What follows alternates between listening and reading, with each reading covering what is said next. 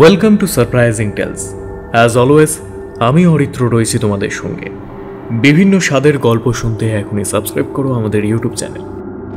আজকের গল্প শুভ্রদীপ হালদারের কলমে লালসা।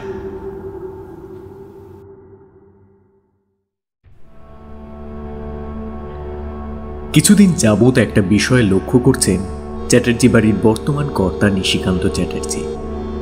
তিনি ঘুমের ঘোরে অদ্ভুত কিছু জিনিস দেখতে পাচ্ছেন, কারোর উপস্থিতি টের পাচ্ছেন, কিন্তু ঘুম ভাঙলে আর কাউকেই দেখতে পাচ্ছেন না তিনি। ডাক্তারকেও তিনি জানিয়েছেন এ বিষয়ে। ডাক্তারের বক্তব্য, তিনি নাকি বেশি চিন্তা করছেন আজকাল, যার ফলস্বরূপ তিনি রাত্রে আজগুবি সব বিষয় ভেবে ঘুমের ঘোরে অদ্ভুত সব জিনিস দেখতে পাচ্ছেন। তবে তিনি ইদানিং নিজের প্রাণের চেয়ে প্রিয় আলোকেও যেন দেখতে পাচ্ছেন। সে কিছু বলতে চাইছে, নিশিকান্ত সেটা খুব ভালো করেই বুঝতে পারছেন, কিন্তু ঘুমের ঘোরে আলোকে ছুঁতে পারছেন না তিনি। সেই আগের মতো টেনে নিতে পারছেন না নিজের বুকে। বেখেয়ালি চিন্তাগুলোকে সরিয়ে দিয়ে নিশিকান্ত বাজারের ব্যাগটা নিয়ে বের হলেন। তিনি এ ধরনের ছোটখাটো কাজ কাউকে হুকুম খাটিয়ে করতে মোটেই পছন্দ করেন না। সকালে বাজারে বেরোনোর অজুহাতে খানিকটা মর্নিং ওয়াকও হয়ে যায়। তারপর সারাদিন একটা ফুরফুরে মেজাজ থাকে। বাজার টাজার সেরে তিনি প্রতিদিনের নিয়ম অনুযায়ী বিপ্লবের দোকানে এসে একবার চা খেতে বসলেন। ওনাকে দোকানে আসতে দেখে বিপ্লব পেন্ডাম ঠুকে বলল, আরে কি সৌভাগ্য, কি সৌভাগ্য বড়বাবু, সকাল সকাল আপনি বসুন বসুন বসুন, এখানে বসুন, আমি চা নিয়ে আসছি। হ্যাঁ, সাথে দুটো টোস্ট। এক্ষুনি আসছি। ওহে বিপ্লব, এত ব্যস্ত হতে হবে না, এই আমি বসলাম, চা খেয়ে তবেই বাড়ি ফিরব। বিপ্লব তাড়াতাড়ি নিশিকান্তকে একটি ভাঁড়ে গরম গরম ধোঁয়া ওঠা দুধ চা আর বাটার টোস্ট দিয়ে যায়। নিশিকান্ত প্রথম চুমুক দিয়ে বিপ্লবকে জিজ্ঞেস করেন, তা বিপ্লব, তোমার বাড়ির সব ঠিক আছে তো? মানে বউ ছেলে মেয়ে? হ্যাঁ বাবু, ঈশ্বরের কৃপায় সবাই ভালো আছি। আর আপনি আসেনি তো আমাদের সাথে, আমাদের আর চিন্তা কি। নিশিকান্ত একগাল হেসে তাকে চা এবং টোস্টের দাম মিটিয়ে দিয়ে বাড়ির পথ ধরলেন। বাড়ি ফিরে নিশিকান্ত ডাক দিলেন, দেবিকা, ও দেবিকা, কোথায় গেলে তুমি? এই দেখো কত বাজার করে এনেছি। উপরতলা থেকে নেমে এলো দেবিকা। দেবিকা নিশিকান্ত বাবুর দ্বিতীয় স্ত্রী। বয়সে ওনার থেকে 25 বছরের ছোট এই মেয়েকে বিয়ে করতে নিশিকান্তবাবু মোটেই রাজি ছিলেন না। নেহাতি প্রথম স্ত্রীকে দেওয়া প্রতিশ্রুতি রাখতে তাকে আবারও একটি বিয়ে করতে হয়, নইলে নিশিকান্ত ঠিক করেই নেন উনি বাকি জীবনটা আলোর স্মৃতি আঁকড়েই বাঁচবেন। দেবিকা এক গ্লাস জল বাড়িয়ে দেয় স্বামীর দিকে। এই নিন আপনার জন্য ঠান্ডা জল। নিশিকান্তর গলাটা শুকিয়ে এসেছিল।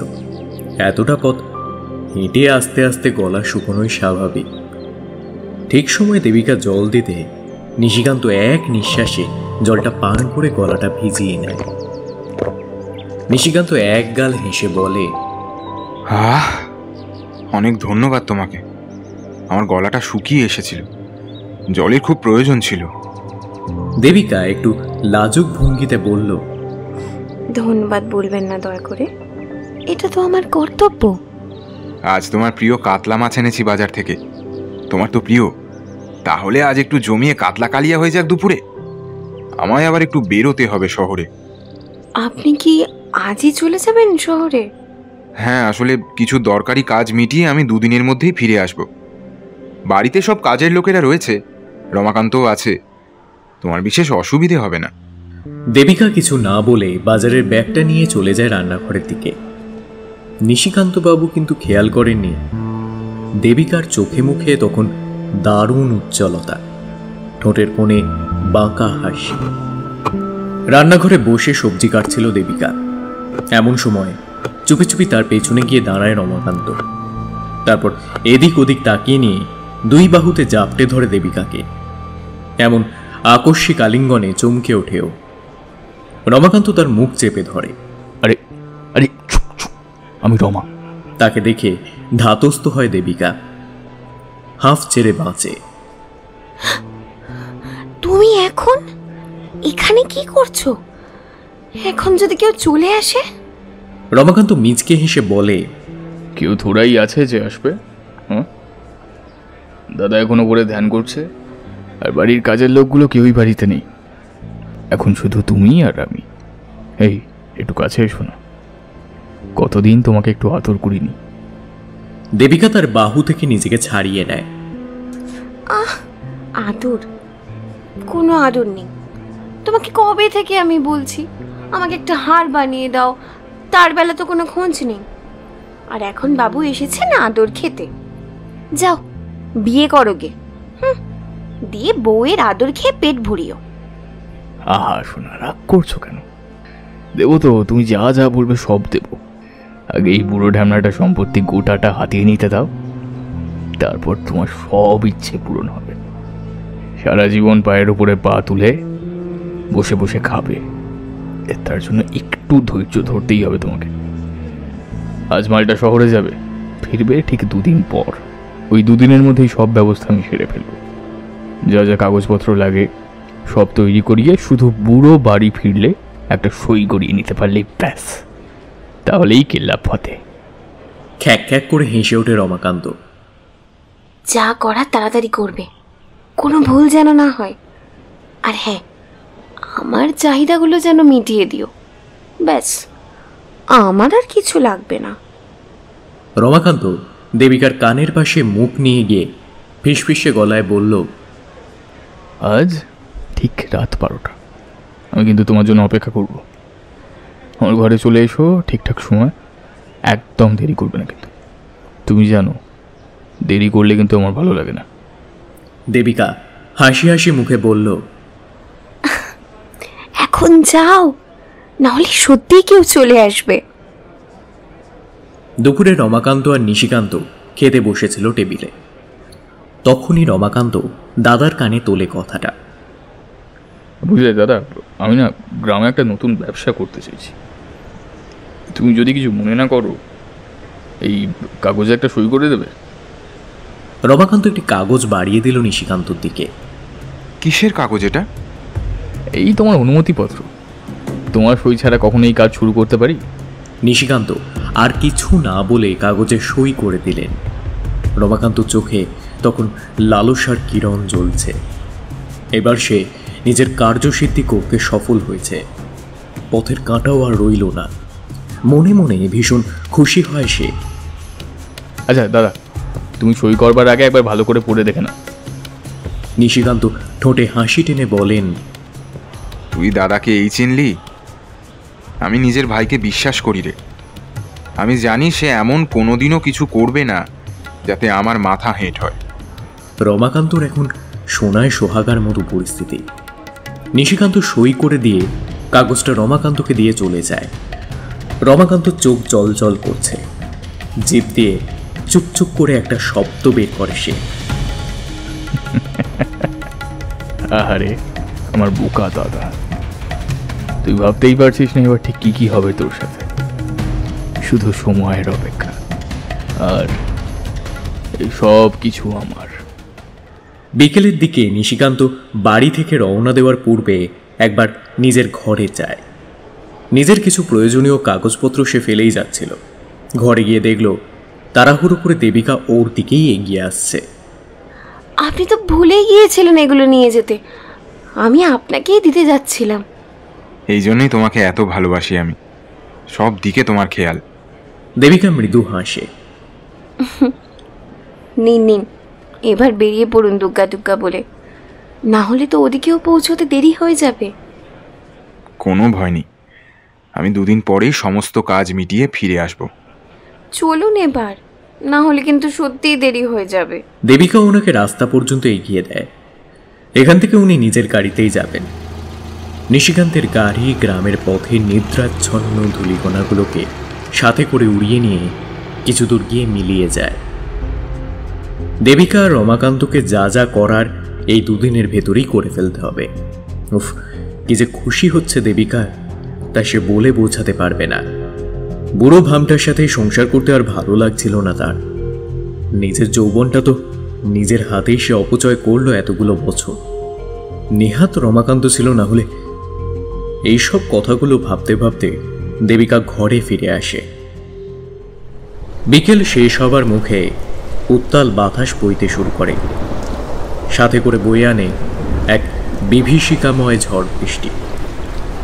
দোকানপাট গুটিয়ে দিয়ে অনেকক্ষণ আগেই সকলে বাড়িতে গিয়ে দরজার শেকল তুলে দিয়েছে। রাস্তাঘাটে একটাও কুকুর বিড়াল দেখা যাচ্ছে না। বৃষ্টির ফোঁটা ধুলোমাখা রাস্তার ওপর পড়তে ওই মেঠো পথের যে সোঁদা গন্ধ, আহা কি সুবাস তার। দেবিকা ঘরে চোখ বন্ধ করে চাদর মুড়ি দিয়ে গুটিসুটি মেরে শুয়েছিল। ঘুম তার আসেনি। মাঝে মাঝে আকাশের বুক চিরে দেখা যাচ্ছে বিদ্যুতের রেখা, যা দেবিকার কানে তালা ধরিয়ে দিচ্ছিল। পুরো বাড়িতে দেবিকা ছাড়া আর কেউ নেই। রমাকান্তটাও বেরিয়েছে সেই কখন। এত ঝড় বৃষ্টি দেখো কেন যে বাড়ি ফিরে আসছে না। দেবিকা একবার নিজের মনকে প্রশ্ন করল, সে যা করছে তার স্বামীর বিরুদ্ধে সব কি ঠিক, নাকি তার কোথাও ভুল হচ্ছে? রমাকান্ত কি সত্যি তাকে ভালোবাসে, নাকি সবটাই শুধু দুদিনের ফুর্তি? এইসব কথা ভাবতে গিয়ে দেবিকার চোখ দুটো ভারী হয়ে আসছে। অসম্ভব ঘুম পাচ্ছে তার। ঠিক ওভাবেই কখন যে ঘুমের দেশে হারিয়ে যায় ও, তা সে টেরও পায় না। দেবিকার ঘুম ভাঙে মৃদু ঝাঁকুনিতে।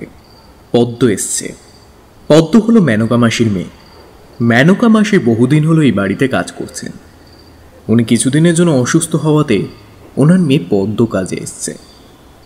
পদ্ম ডাক দেয়, ছোট মা, ছোট মা, তুমি আর কতক্ষণ ঘুমোবে? সন্ধে গড়িয়ে তো রাত নেমে এসেছে, ওঠো এবার।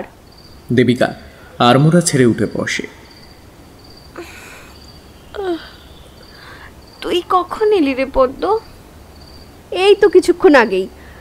আমি সন্ধে দিয়ে দিয়েছি, তুলসী তলায় প্রদীপও জ্বালিয়ে দিয়েছি। বাহ, খুব ভালো, লক্ষ্মী মেয়ে। তা তোর ছোট দাদা বাড়ি ফিরেছে? হ্যাঁ, ছোট দাদা তো বাড়িতেই আছে। দেবিকা দেওয়াল ঘড়িতে দেখে রাত তখন 8:15 হয়েছে, আর মাত্র কয়েক ঘন্টা। রমাকান্তর সাথে দেখা করবে দেবিকা। খুশিতে তার তর্সই ছিল না আর। দেবিকা পদ্মকে বলে, যা পদ্ম, তুই রাতের খাবারগুলো চাপিয়ে দে, আমি যাচ্ছি হেসেলে। দেবিকা এর মধ্যে একবার রমাকান্তর ঘরের বাইরে থেকে চুপিসারে দেখেছিল সে নিশ্চিন্ত ঘুমোচ্ছে। তারপর হেসেলে গিয়ে রাতে রান্না সেরে ফেলে দুজনে। রাত 10টা। রাতের খাবার সেরে সকলেই নিজের ঘরে ঘুমোতে চলে যায়। দেবিকাও চলে যায় ঘুমোতে। পদ্ম এদিকে কল ঘরে রাতের এঁটো বাসনগুলো মেজে নিচ্ছিল। রমাকান্ত চুপিসারে গিয়ে দাঁড়ায় ওর পেছনে। তারপর ওর কাঁধ দুটো ধরে ওকে টেনে তোলে। পদ্ম কাঁপা কাঁপা গলায় বলে, কি করছো দাদাবাবু? ছাড়ো, ছোট মা যে এখনো জেগে আছে, উনি কিছু জানতে পারলে অনর্থ হয়ে যাবে, ছাড়ো। রমাকান্ত ওর মুখে আঙুল দেয়। চুপ, কোনো কথা না। তুই আমাকে ভালোবাসিস না? হ্যাঁ, আমাকে বিশ্বাস করিস না?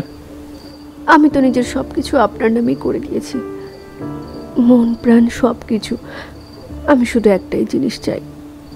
বল বল বল, তুই কি চাস? আজ তুই যা চাইবি সব তোর। পদ্ম অভিমানী সুরে বলে, আর কতদিন এভাবে আপনি রাতের আধারে আমার সাথে দেখা করবেন? আপনার কি মন চায় না আমাকে পুরোপুরি নিজের করে পেতে, আমাকে ঘরের বউ করে তুলতে? আমি কি তাহলে আপনার ভালোবাসার যোগ্য নই? না, এটা সত্যি নয়। আমি তোকে ভালোবাসি, তুই আমার সম্পূর্ণ যোগ্য। খুব শীঘ্রই দাদা ফিরলে আমি দাদাকে সম্পূর্ণটা জানাবো। আমি জানি দাদা এতে কিছুতেই না করবে না। পদ্ম কিছু বলতে যাচ্ছিল, কিন্তু কিছু একটা ভাবে এসে চুপ করে যায়। রমাকান্ত তার হাত ধরে টেনে নিয়ে যায় নিজের ঘরে। চল আমার সাথে। পদ্ম তাকে বাধা দেয় না, ওর সাথে পা বাড়িয়ে দেয়। ঘরের শিকল টেনে দিয়ে রমাকান্ত পা বাড়ায় পদ্মর দিকে। পদ্মর ঠোঁট দুটো তীর করে কাঁপছে। রমাকান্তর দৃষ্টি তখন খেলে বেড়াচ্ছে পদ্মর সারা শরীর। পদ্মকে একটা ঠেলা দেয় সে। দেয়ালের ওপর হেলান দিয়ে দাঁড়ায় সে। রমাকান্ত তার কাছে গিয়ে কোমরটাকে শক্ত করে চেপে ধরে দুই হাতে। তারপর কামুকভাবে বলে, আজ শুধু তুই আর আমি, আর কেউ না। তারপর পদ্মর ঠোঁটে ঠোঁট ডুবিয়ে দেয় সে। পদ্ম নিজের দুই হাত আরো বাড়িয়ে দেয়। দেবিকার ঘুম আসছে না। বারবার সে ঘড়ির দিকে তাকাচ্ছে। আরে 12টা তো পার হয়ে গেছে। দেবিকার চোখ লেগে এসছিল। সে বুঝতে পারেনি এমনভাবে ঘুমিয়ে পড়বে সে। ধীরে ধীরে সে বিছানা ছেড়ে পা বাড়ায় রমাকান্তর ঘরের দিকে। আজ রমাকান্তকে সে কাছে পাবে বহুদিন পর। মনটা কেমন আনচান করছে তার। রমাকান্ত ঘরের সামনে এসে থমকে যায় দেবিকা দুই পা। ঘরের ভিতর থেকে একটা পিসপিসে কণ্ঠের কথা বলার আওয়াজ আসছে যে। দেবিকা কৌতূহল বশত দরজায় কান পাতে ভালো করে শোনার জন্য। একটা নয়, আরও একটা কণ্ঠ শুনতে পায় দেবিকা। ভালো করে কান পেতে সে বুঝতে পারে রমাকান্ত ছাড়াও একজন আছে ঘরেতে। এভাবে কিছুক্ষণ দাঁড়িয়ে থেকে সে সব কথা শুনে চমকে যায়। তার মাথায় বাজ পড়ল যেন। এ কি শুনল সে? ঘরে রমাকান্ত আর পদ্ম। তার কথোপকথন শুনে মাথায় আগুন জ্বলে যায় দেবিকার। দেবিকা এক ধাক্কায় দরজা খুলে ভিতরে গিয়ে রমাকান্তর গলা চেপে ধরে। তারপর ক্ষিপ্তভাবে বলে, শয়তান, একসাথে আর কতগুলো মেয়ের জীবন নষ্ট করবি? আগে আমি, আর এখন পদ্ম। এসব কি বলছো ছোট মা? আমরা দুজন দুজনকে ভালোবাসি, বিয়ে করতে চাই। তুই কিচ্ছু জানিস না। এই শয়তানটা এতদিন ধরে আমার সাথে ভালোবাসার নাটক করে আসছে। আজ রাতে দেখা করতে বলেছিল। ভাগ্যিস আমার ঘুম ভেঙে গেল, না হলে একটা ফুটফুটে মেয়ের জীবন নষ্ট হয়ে যেত। পদ্ম ছলছল দৃষ্টিতে তাকিয়ে, আমাকে ইচ্ছে মতো তুই ব্যবহার করেছিস। আমি নিজের ঈশ্বরতুল্য স্বামীর সাথে এতদিন যে নাটক করেছি সবটা তোর জন্য। আমি সত্যি এতদিন একটা ঘরে ছিলাম, কিন্তু আর নয়। এই অন্যায় আর হবে না, আমি হতে দেব না। রমাকান্ত ধাক্কা দিয়ে ফেলে দেয় দেবিকাকে। পদ্ম ছুটে গিয়ে তাকে চেপে ধরে। রমাকান্ত হো হো করে হাসতে শুরু করে।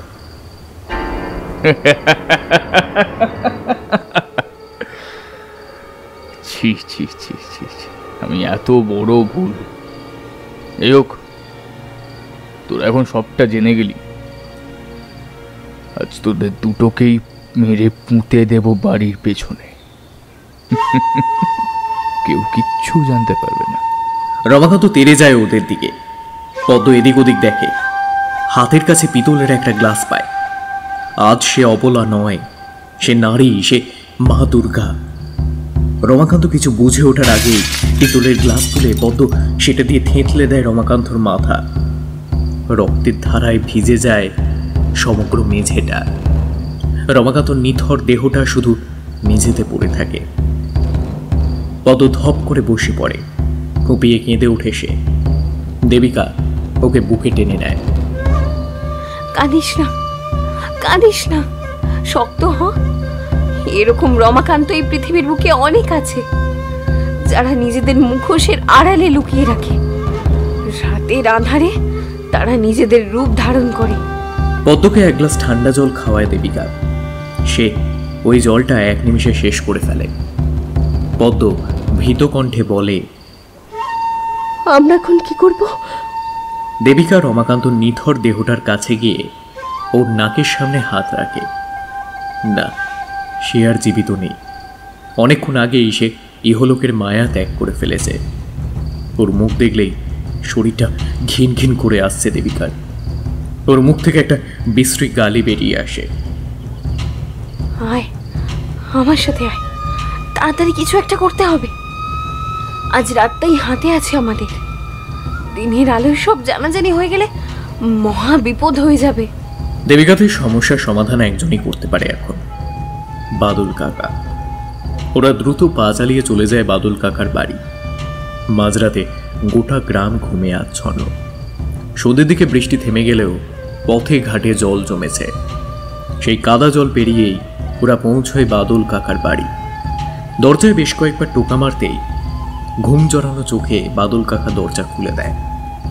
ওনাকে অর্ধেকটা বলে সাথে করে বাড়ি নিয়ে যায় দুজনে।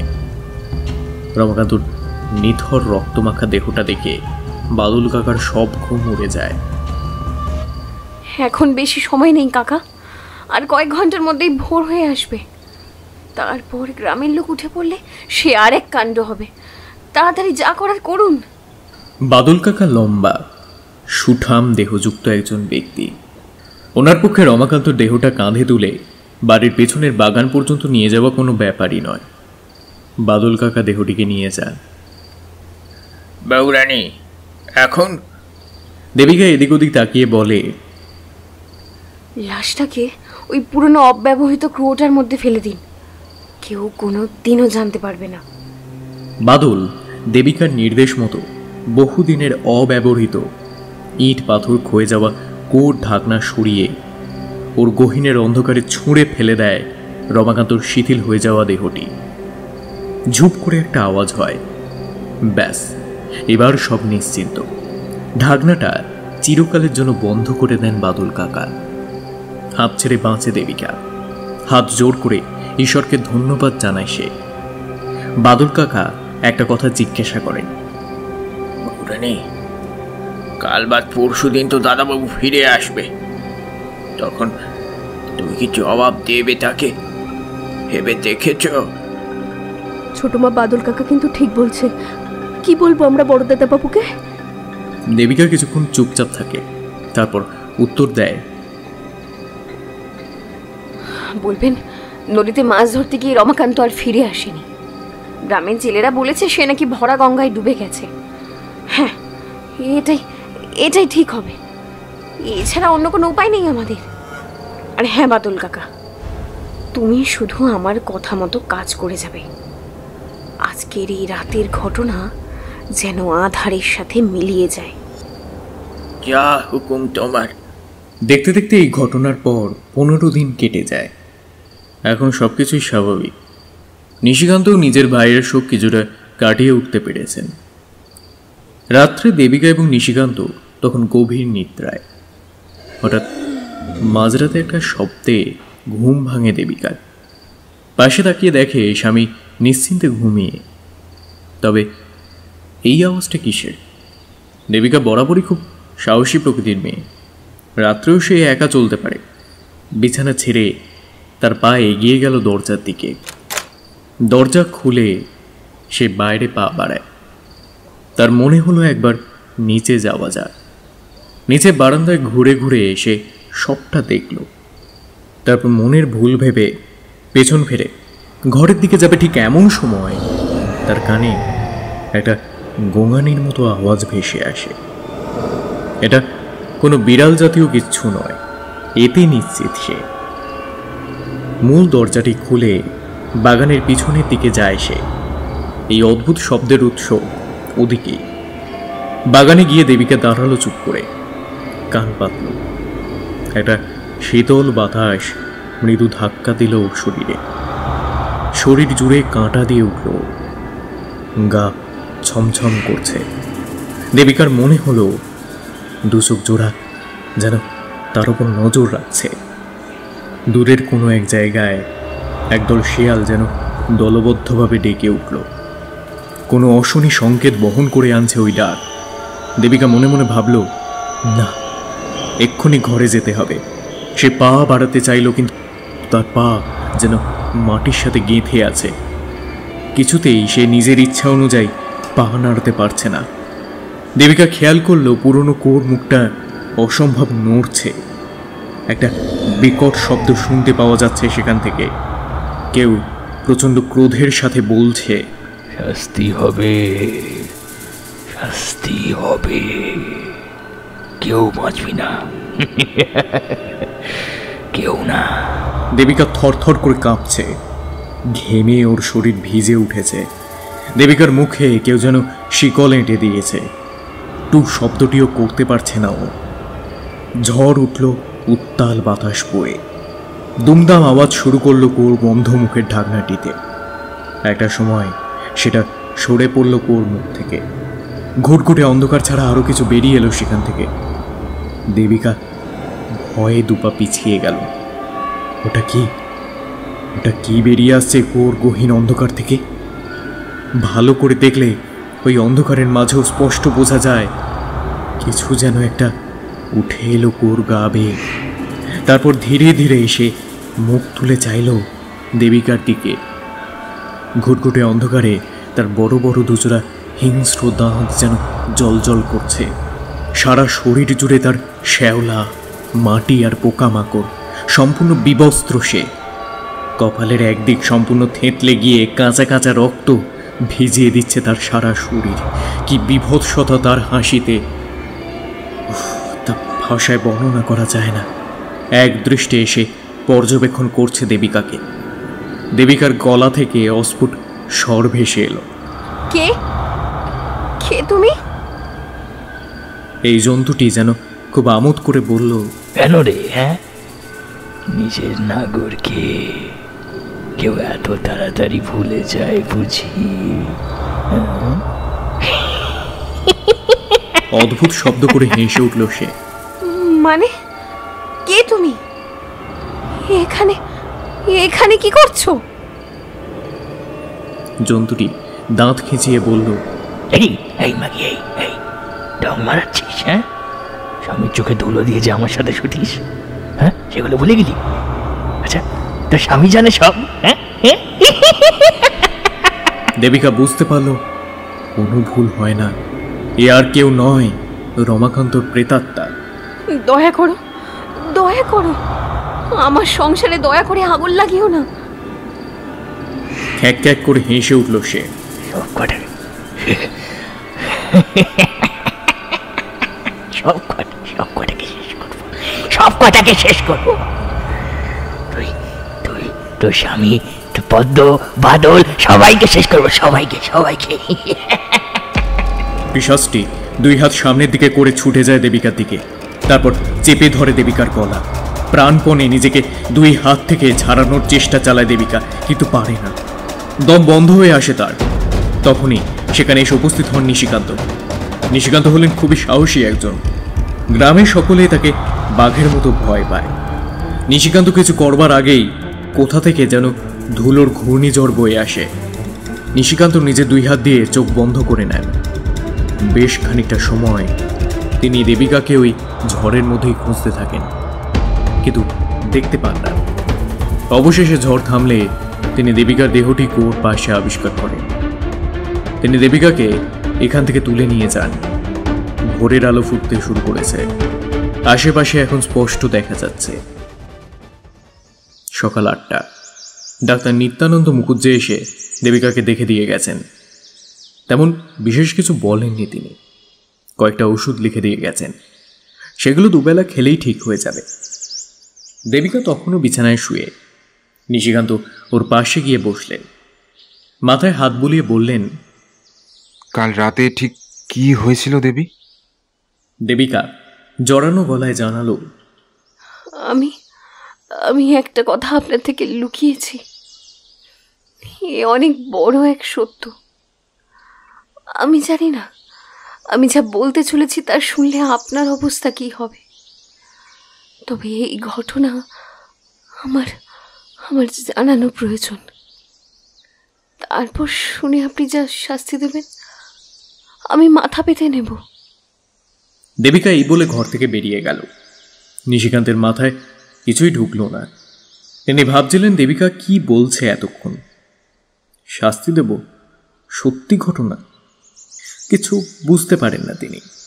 কিছুক্ষণের মধ্যেই দেবিকা পদ্মকে সাথে করে নিয়ে আসে। পদ্ম মুখ নিচু করে দাঁড়ায় নিশিকান্তের সামনে। নিশিকান্ত কৌতূহলী হয়ে তাকায় ওদের দিকে। আমার বলতেও ঘৃণা হচ্ছে। আপনার মতো দেবতুল্য মানুষকে আমি ঠকিয়েছি এতদিন। রমাকান্তর মৃত্যু স্বাভাবিক নয়। পদ্ম পিতলের গ্লাসের আঘাত করে তার মাথায়। এভাবে অনেকগুলি আঘাতের জন্য মাথা ফেটে রক্ত গড়িয়ে পড়ে রমাকান্তর। তারপর তার মৃত্যু হয়। বহুদিন ধরে আমার আর রমাকান্তর এক গোপন সম্পর্ক ছিল।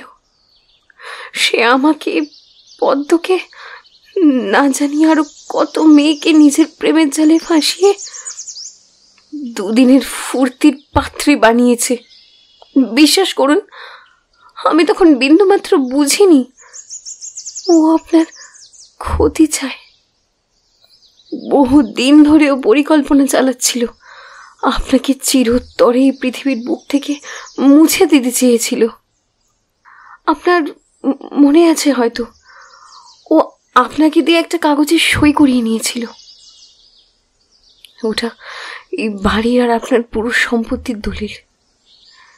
সেই নিষ্পাপ বাচ্চা মেয়েটাকে পর্যন্ত নিজের লালসার শিকার বানিয়েছিল। ওর মতো একজন পশুকে বাঁচিয়ে রাখার কোনো প্রশ্নই ওঠে না। সেই জন্য আমরা। নিশিকান্তের মাথায় আকাশ ভেঙে পড়ে। এইসব কি শুনছে সে? এতদিন সে নিজের মায়ের পেটের ভাইকে কষ্ট করে বড় করে তুলেছিল, আজ সেই ভাই কিনা তার বিরুদ্ধে এত জঘন্য একটা ষড়যন্ত্র রচনা করেছিল। ঘেন্নায় গা রিরি করে উঠল নিশিকান্তের। দেবিকা আরো বলে, লাশটাকে বাদল কাকা ও আমরা মিলে বাড়ির পিছনের ওই পুরনো পরিত্যক্ত কুয়োটার মধ্যে ফেলে দিয়ে আসি। তবে এখন আমি নিশ্চিত শয়তানটা ফিরে এসেছে প্রতিশোধ নিতে। ও নিজে আমাকে হুমকি দিয়েছে, আমাদের সবাইকে ও শেষ করবে। নেহাত আপনি কাল চলে এসেছিলেন, না হলে গতকালই ও আমাকে। নিশিকান্তের চোখে জল। তোমাকে আমি কোন সুখটা দিইনি দেবী? আমাকে অন্তত এভাবে না ঠকালে পারতে। তোমার মনের কথা একবার আমাকে বলে দেখতে, আমি নিজে সবটুকু বিলিয়ে দিতাম। আমি শুধুমাত্র আলোর কথায় তোমাকে বিয়ে করে এনেছিলাম, নিজের শেষ জীবনে একটু ভালো থাকবার আশায়। যদিও তোমাকে আমার এইসব বলা নেহাতি বোকামি। যেখানে আমার নিজের ভাই আমাকে সরিয়ে ফেলতে চেয়েছিল, সেখানে তোমার থেকে আশা করাই বোকামো। আপনি যা শাস্তি দেবেন আমি মাথা পেতে নিতে রাজি। যদি চান আমি এই বাড়ি ছেড়েও। না, তার হয় না। আমি আমার এক লক্ষ্মীকে হারিয়েছি, কিন্তু আর এক লক্ষ্মীকে হারাতে চাই না। রমা যদি সত্যি ফিরে আসে, আমরা সবাই তাকে শেষ করব। দুপুরের পর ভাত ঘুম দেওয়ার অভ্যেস রয়েছে নিশিকান্তের। আজও তার অন্যথা হলো না। আজ যেন বিছানায় শরীরটা দিতেই ঘুম জড়িয়ে আসে তার দুই চোখে। আজকে আবারও সেই পুরনো স্বপ্নটা দেখেও। আজ স্বপ্নে এসে আলোকলতা কিছু যেন বলতে চাইছে নিশিকান্তকে। নিশিকান্ত দেখল ঘরটা পুরো অন্ধকার, শুধুমাত্র একটা মোমবাতির শিখা জ্বলছে, তাতে কিছুটা স্থান জুড়ে আলো ছড়িয়েছে। নিশিকান্ত চোখ বড় করে দেখল একজন স্ত্রীলোক তার সামনে ওই মোমবাতিটা ধরে দাঁড়িয়ে। সে ফিসফিস গলায় বলল, কেমন আছো নিশিকান্ত? আমায় চিনতে পেরেছো? আমি তোমার আলো গো আলো। নিশিকান্ত অশ্রুযুক্ত নয়ন মেলে তাকায় তার দিকে। আলো? তুমি আমার আলো? আমায় বলো, তুমি কি বলতে চাইছো এতদিন ধরে, যা বলতে পারছো না? তোমার মৃত্যু কিভাবে হয়েছিল আলো? আমাকে ওই পশুটা বাঁচতে দেয়নি, শেষ করে দিয়েছিল আমাকে, কেড়ে নিয়েছিল তোমার থেকে তোমার আলোকে। কে সে? রমাকান্ত, তোমার ছোট ভাই। বিয়ের পর থেকে যে ওর কুদৃষ্টি ছিল আমার দিকে, তা আমি ভালোই বুঝেছিলাম। ওর কামুক দৃষ্টিতে তাকানো, নানা রকম কথাবার্তায় আমার বিরক্ত করা, উফ! তোমাকে আমি চেয়েও কিছু জানাতে পারিনি। আমি ভেবেছিলাম সেই সব কথা তোমার কানে তুললে যদি তোমাদের দুই ভাইয়ের মধ্যে সম্পর্কের ভাঙন ধরে, কিন্তু না, একটা পশু কখনো মানুষ হতে পারে না। তারা সব সময় শিকারের জন্য ওত পেতে থাকে। একদিন তুমি বাড়ি ছিলে না, সেই সুযোগে আমার ঘরে ঢুকে আসে রমাকান্ত। সেদিন জানোয়ারটা মদের নেশায় পুরো ডুবেছিল, ঠিক মতো পা পর্যন্ত ফেলতে পারছিল না। সেদিন আমার ওপর ঝাঁপিয়ে পড়েছিল বন্য পশুর মতো। আমি নিজেকে অনেক অনেক বার বাঁচানোর চেষ্টা করেছি, চিৎকার করে দেখেছি, বাঁচাও, আমাকে বাঁচাও, কিন্তু কিন্তু আমার গলা স্তব্ধ করে দিয়েছিল। নিজের কার্যসিদ্ধি করে ফেলে দিয়েছিল আমাকে গঙ্গার জলে। তুমি কিছু টেরও পাওনি। নিশিকান্ত কোনোদিনও ভাবেনি জীবনের এই শেষ কিছু বছরে ঈশ্বর তার জন্য এত বড় বড় চমক তৈরি করে রেখেছেন। তুমি কোনো চিন্তা করো না, আমি শাস্তি দেব ওই শয়তানটাকে। যার জন্য তোমার এই পরিণতি, তাকে আমি নিজের হাতে শাস্তি দেব। তুমি শুধু আমার পাশে থেকো। আমি সব সময় তোমার পাশে আছি, আর থাকবো। এ জন্মে নাই বা পেলাম তোমায়, পর জন্মে বাঁধিব প্রেমের ডোরে। ঘুমের ঘোরে আলো আলো বলে চিৎকার করতে থাকেন নিশিকান্ত। তারপর চোখ খুলে নিজেকে আবিষ্কার করে তারই ঘরের মধ্যে। পাশের টেবিল থেকে জল তুলে নিজের শুকিয়ে আসা গলাটা ভিজিয়ে নেয় সে। শরীরটা ঘামে ভিজে উঠেছে তার। জানলার কাছে সে উঠে যায়। বিকেল গড়িয়ে আরও একটা রাতের আহ্বান ঘটল। আজ রাতে তারা সতর্ক থাকবে। আজ হঠাৎ সন্ধ্যের দিকে বাদল কাকা এসছেন নিশিকান্তের বাড়ি। আরে কাকা, আরে আসুন আসুন, বসুন এখানে।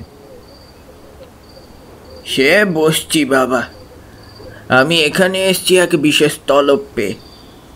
ছোট বউরানী আমাকে ডাক দিল যে। নিশিকান্ত বারান্দার একটি বড় জানলা দিয়ে বাইরে দেখল। আকাশে কালো মেঘের দল জমেছে। খুব জলদি প্রবল বেগে বৃষ্টি নামবে। দেবিকা 2 কাপ চা আর 1 বাটি পেঁয়াজি নিয়ে আসে ওনাদের জন্য। কাকাবাবু, আপনি খান, আর আপনিও চেখে দেখুন কেমন বানিয়েছি। দুজনেই একটা করে পেঁয়াজি খেয়ে দেখলেন। বাহ, বেশ হয়েছে তো খেতে, কি বলেন কাকা? হ্যাঁ, তা ঠিক বলেছ দাদা বাবু, খুব ভালো হয়েছে। কাকা, আপনি কি বলবেন বলছিলেন না? ওনাকে আমিই ডেকেছি। কাকা, ও কিন্তু আমাদের পিছু ছাড়েনি। ওর মধ্যে যে প্রতিশোধের আগুন আবারও জ্বলে উঠেছে। ও আমাদের সবাইকে মেরে ফেলতে চায়। এখন এখন আমাদের কি উপায়? উপায় একখান আছে।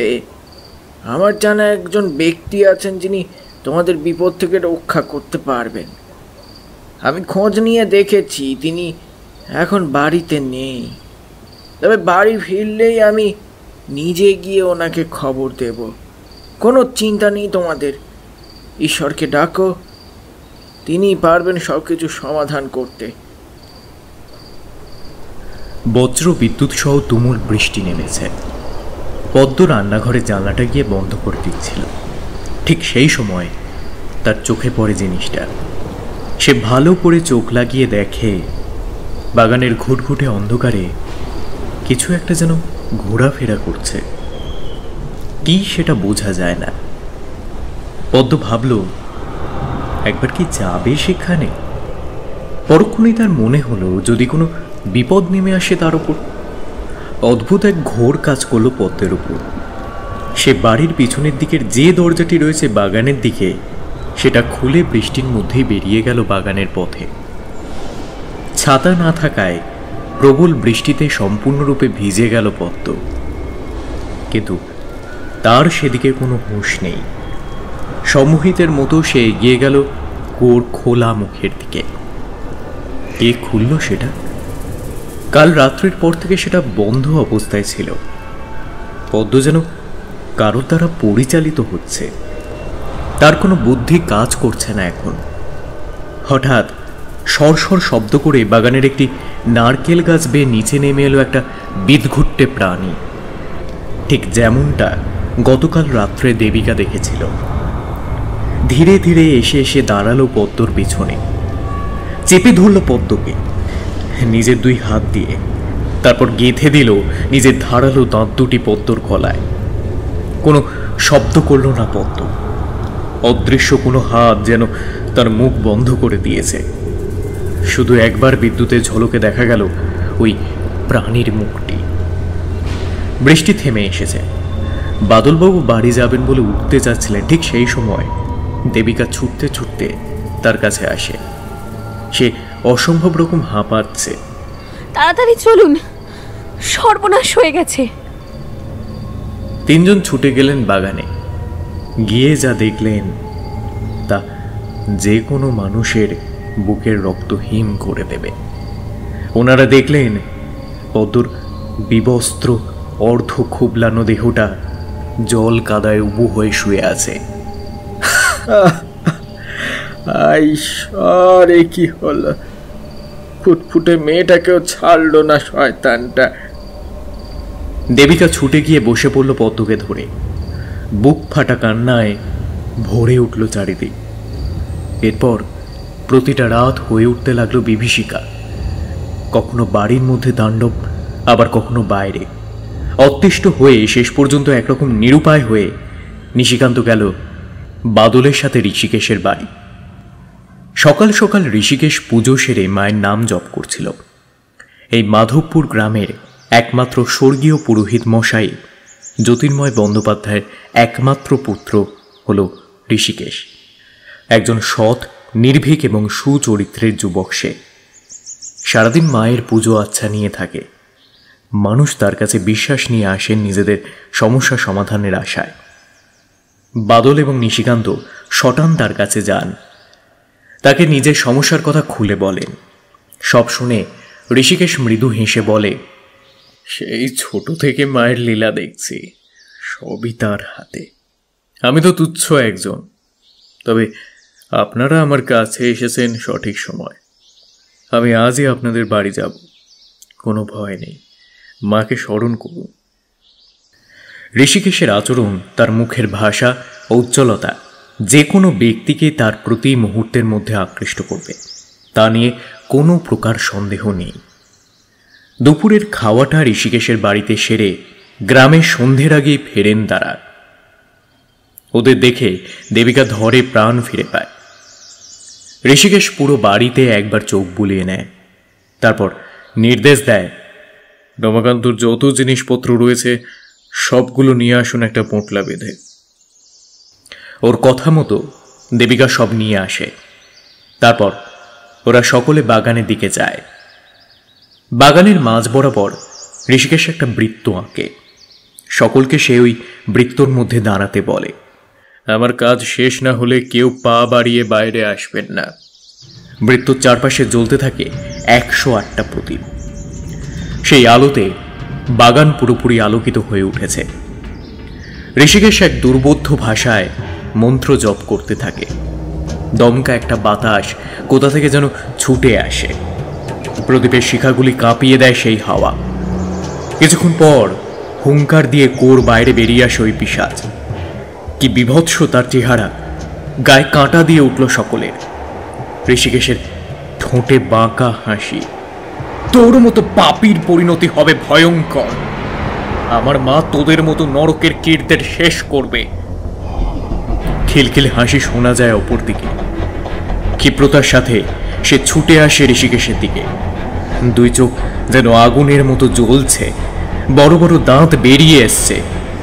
ঋষিকেশের চোখে মুখে কোনো রকম বিকার নেই। স্থিরভাবে সে দাঁড়িয়ে আছে।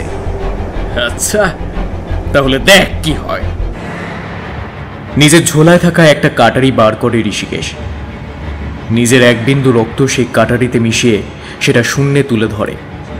জয় মা রক্ষাময় পাপ নাশিনী। ঋষিকেশ এক লাফে পিশাচের বুক চেপে ধরে। এক বিন্দু সময় নষ্ট না করে চালিয়ে দেয় কাটারিটা। বুকটা চিরে ফালা করে দেয় তার। চাপ চাপ রক্তে ভরে ওঠে ঋষিকেশের দুই হাত। তখন পিশাচের কাতর আর্তনাদ শোনা যায় শুধু। কান ফাটানো শব্দ হতে থাকে। সব স্থির হয়ে যায় কয়েক মুহূর্তে। পড়ে থাকে শুধু রমাকান্তের পিশাচের ভস্য। সেগুলোকে একটা মাটির পাত্রে ভরে চিরকালের জন্য মুখটা বন্ধ করে দেয় ঋষিকেশ। আকাশের মেঘ সরে গিয়ে চাঁদের দেখা মেলে, আর কোনো চিন্তা নেই, সকলে এবার বিপদমুক্ত। নিশিকান্ত এগিয়ে আসেন।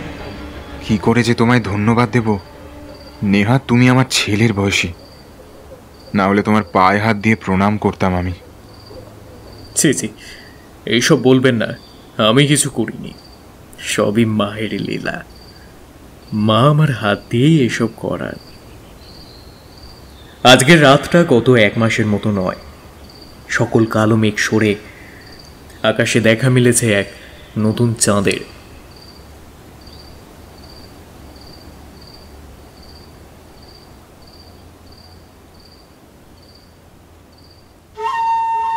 এতক্ষণ শুনছিলে শুভ্রদীপ হালদারের কলমে লালসা। কেমন লাগলো আজকের গল্প জানাতে ভুলো না কমেন্ট বক্সে। যদি ভালো লাগে তাহলে লাইক আর শেয়ার করে দিতে ভুলো না কিন্তু। আর তুমি যদি এখনো চ্যানেলটাকে সাবস্ক্রাইব না করে থাকো তাহলে দেরি করছো কেন? জলদি করে ফেলো। তাহলে আজকের মতো আসি, ফিরে আসবো আবার নতুন একটি গল্প নিয়ে। Good night and good bye.